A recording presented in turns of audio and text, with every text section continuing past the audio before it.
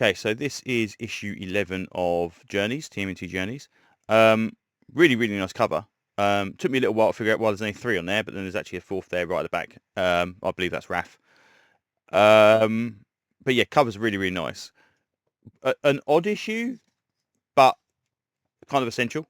It starts off even stranger than the kind of what you think is. Basically, they've got these two girls that are kind of chatting about going on holiday and visiting various areas and colleges or whatever, and then this guy's kind of lurking in the shadows. And you think, okay, that's odd. And then these all turn up, and it appears they are vampires.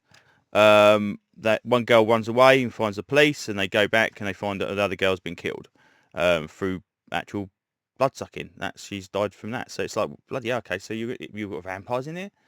That's an odd choice. I mean, I quite like the idea they do these little kind of leak-ins to kind of lead you where the story's going to go later on, but kind of strange. And then we get another kind of one-page, kind of like a reset panel, giant panel, to kind of get you to another scene, which I think is really, really nice.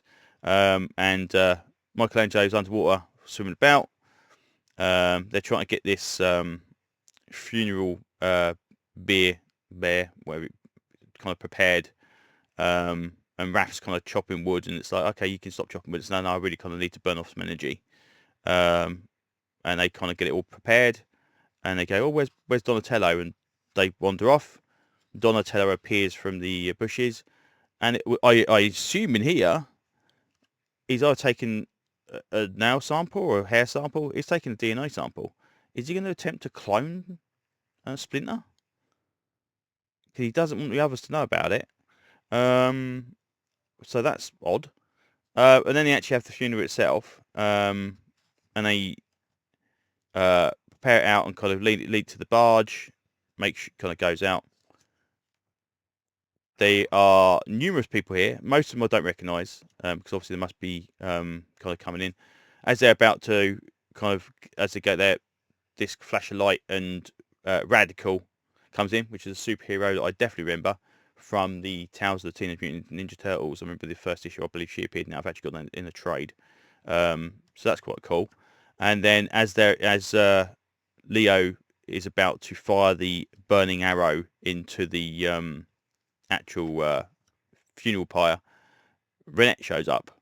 And there's some odd stuff going on in here as well. This dude says something to her in this weird language, and says, "Oh, later," and then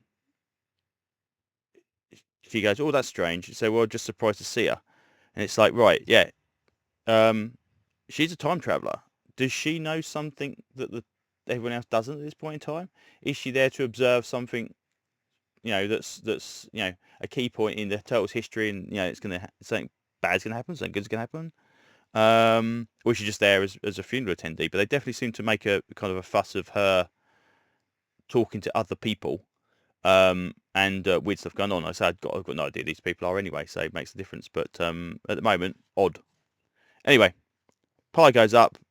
Splinter starts to become burning, and then they kind of look over there. It's in Leatherhead, the alligator chappie from which is quite cool. He's kind of turned up, and some who seem to know, and that's it. He goes away, and everyone, obviously turtle wise, is particularly sad, which is kind of understandable.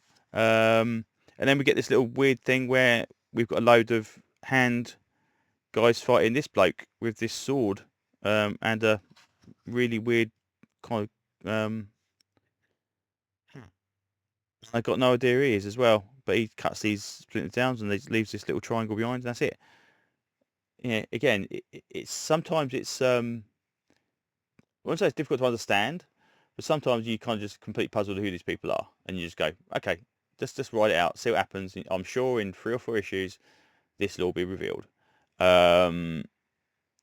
But it is quite nice the way they do this. That they leave these little kind of threads in the book. Beginning of the book, end of the book, 2 little threads in there that is going to show up at some point in time. But it will pay off, I'm sure.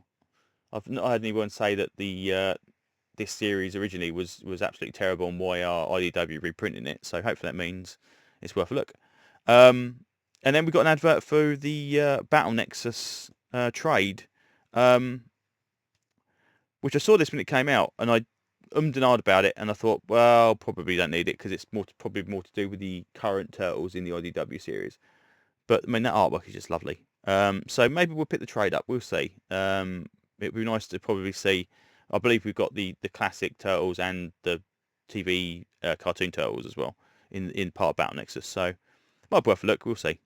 But yeah, all in all, decent issue. Say slightly thinner than last issue, but definitely worth the money. And yeah, continues to be intriguing and interesting, which is kind of really all you want from a comic, let alone a Turtles comic. So there you go. Anyway, I think that's enough rambling for now. So thanks for listening, and hopefully I will see you on another video very, very soon. Bye bye.